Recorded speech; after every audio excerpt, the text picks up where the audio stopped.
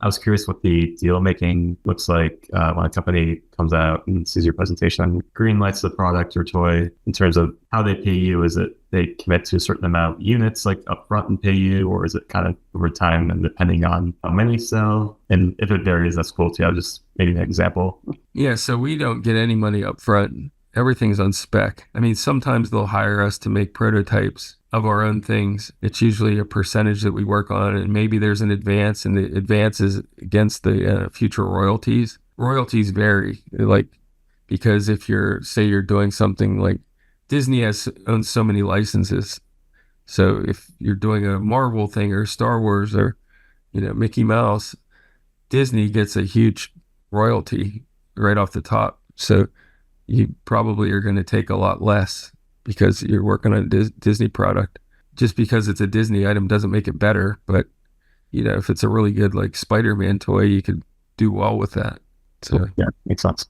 We actually had a toy package designer on, a longtime friend of mine, and he talked about how he would go to the big box stores, take pictures when he was developing a product, take pictures of the wall, and then go back and kind of study it, and then work on his product, and then 6 months later he'd see his product up there against it. So do you do that kind of do you do that kind of he was the one he worked at Tyco, right? In Mattel. Yeah. Oh, you watched that?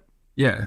Do you do that same kind of structured recon, go to stores? We like to go in and see like who has what in what aisle, because the aisles change, especially in Target. There's a Target right here in Kentucky. There's like a doll aisle, and there's craft and activities, and we just we like to see how much of an aisle that one certain company owns. Like MGA, who does LOL dolls, they own like a whole entire aisle. And it's not just LOL dolls, it's so many other things that they did. But because they marked out that territory in LOL, they expanded. So, we do that. There's like, what do we call them? Fortune eggs or something. There's so many surprise like egg type toys now and balls. There's like an entire aisle devoted to blind box collectibles, that are in balls or eggs that you just, they're kind of like shut up toys of this generation where they're like $3 and you buy it for your kid to shut them up.